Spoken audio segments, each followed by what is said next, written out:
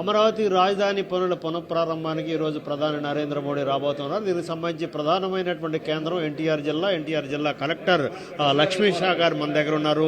ఎలాంటి ఏర్పాట్లు చేశారు, ఏ విధమైనటువంటి వచ్చే వివిధ ప్రాంతాల నుంచి వచ్చే వ్యక్తులకి ఎలాంటి ఇబ్బంది లేకుండా ఎలాంటి ఏర్పాట్లు చేసి వివరించడానికి మన దగ్గర ఎన్టీఆర్ జిల్లా కలెక్టర్ లక్ష్మీ షా గారు మన దగ్గర. సార్, ఈరోజు ఒక అమోఘమైన రోజు. మీ పరిధిలో ప్రధానమైనటువంటి ప్రాంతం ఇది. ఇక్కడ ఎన్టీఆర్ జిల్లాలో ఎలాంటి ఏర్పాట్లు చేశారు?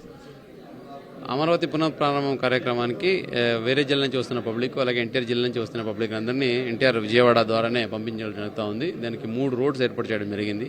ఒకటి వారధి, ఇంకొకటి ప్రకాశం బ్యారేజ్, ఇంకొకటి వెస్టర్న్ బైపాస్ నుంచి కృష్ణ బ్రిడ్జ్ మీద నుంచి అమరావతికి తరలించడం జరుగుతూ ఉంది. దాదాపు మన జిల్లాలోనే 50,000 మందికి మొబిలైజేషన్, 1000 బస్సెస్ మొబిలైజేషన్ జరుగుతూ ఉంది.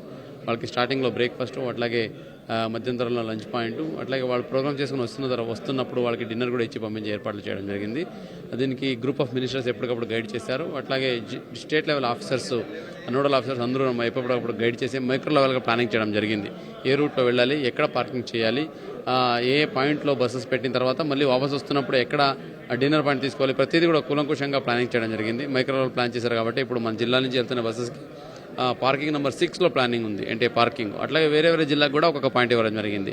టోటల్ దాదాపుగా 300 ఎకరాల పార్కింగ్ పాయింట్స్ ఏర్పాటు చేయడం జరిగింది. కాబట్టి ఎక్కడ అసౌకర్యం కలగకుండా వచ్చే పబ్లిక్కి ఈజీగా వచ్చి ఆ ప్రోగ్రామ్ అటెండ్ చేసి ఈజీగా వాపస్ వెళ్ళడానికి అన్ని ఏర్పాట్లు చేయడం జరుగుతూ ఉంది. 2 ప్రధానమైన జాతీయ రహదారులు కలిసే ప్రాంతం ఇది. అటు హైదరాబాదు, ఇటు కోల్కతా జాతీయ రహదారులు కలిసే ప్రాంతం. ఎక్కువ మంది వస్తారండి, దాదాపు 5 లక్షల మంది ఆ ప్రాంతానికి వెళ్ళేటటువంటి పరిస్థితి.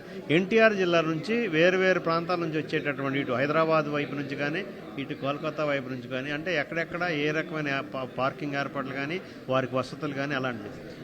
పోలీస్ డిపార్ట్మెంట్ నుంచి ఇప్పుడు చూస్తుంటే అన్ని రోడ్స్ని డ్రోన్ సర్వేలెన్స్ చేయడం జరుగుతూ ఉంది. ఎక్కడైనా ట్రాఫిక్ కంజెషన్ ఉందా ఏంటా అనేది.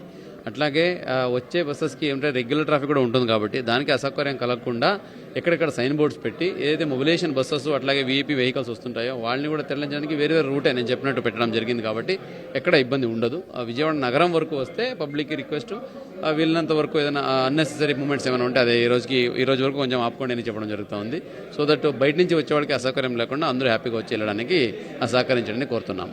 ప్రత్యేక బస్సులు ఏర్పాటు చేశారు. వాళ్ళు ప్రత్యేకమైన సౌకర్యాలు ఎక్కడ మంచినీళ్ళ దగ్గర నుంచి ఆహారం నుంచి ఏ విధమైన ఇబ్బందులు లేకుండా చేశారు అని చెప్పేసి ప్రభుత్వం ఉంటుంది. ఈ జిల్లాలో ఎన్టీఆర్ జిల్లాలో ఎలాంటి ఏర్పాటు? ఇప్పుడు నాకు 50,000 మంది మొబిలైజేషన్కి బ్రేక్ఫాస్ట్ 50,000, అట్లాగే లంచ్ 60,000, బ్రేక్ఫాస్ట్ 60,000, అంటే 10,000 ఎక్కువ పెట్టుకున్నాము. అదే కాకుండా 1:10 ఒక మనిషికి 10 లీటర్లు చొప్పున నీటి సరఫరా చేయడం జరుగుతుంది. అలాగే మంచినీళ్ళు కూడా ఇవ్వడం జరుగుతూ ఉంది. ఎక్కడికక్కడ water points, medical points, food points పెట్టి అందచేయడం జరుగుతూ ఉంది. సో ఎక్కడ ఇబ్బంది లేదు. అట్లాగే స్టేట్ వైజ్గా కూడా అన్ని జిల్లాలో కూడా అదే ఏర్పాట్లు చేసి వచ్చే పబ్లిక్కి ఇబ్బంది లేకుండా చూసుకోవడం జరుగుతూ ఉంది. అలాగే bus wise medical care team ఒకటి పెట్టుంటాం. ఒక ఏఎన్ఎం ఉంటారు, ఒక మహిళా పోలీసు ఉంటారు.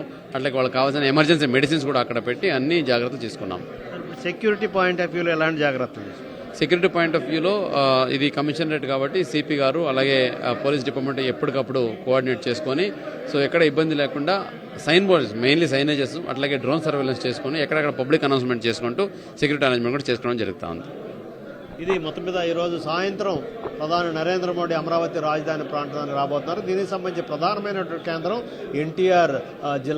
ఎన్టీఆర్ జిల్లా కలెక్టరేట్ పరిధిలో జరిగేటటువంటి ఏ విధమైన ఇబ్బంది లేకుండా దాదాపు 50,000 మంది ఈ ఒక్క ప్రాంతం నుంచే, ముఖ్యంగా విజయవాడ నగర పరిధి కూడా దీంట్లో ఇమిడి ఉన్నటువంటి నేపథ్యంలో ప్రత్యేకమైన భద్రతాపరమైన అంశాలు, అదేవిధంగా రవాణా అంశాలు, పార్కింగ్ అంశాలు అన్నీ కూడా కూలంకుషంగా ఇప్పటికే చర్చించడం, వాటికి తగినటువంటి ఏర్పాట్లన్నీ కూడా చేశాం. ప్రధాని నరేంద్ర మోడీ వచ్చేళ్లే వరకు కూడా ఇటు జిల్లా ప్రజలు అటు అందరూ కూడా సహకరించాలని చెప్పేసి ఎన్టీఆర్ జిల్లా కలెక్టర్ లక్ష్మీ షా పేర్కొంటున్నారు. కెమెరామెన్ నాగరాజుతో జయరాజ్, 10 టీవీ, అమరావతి.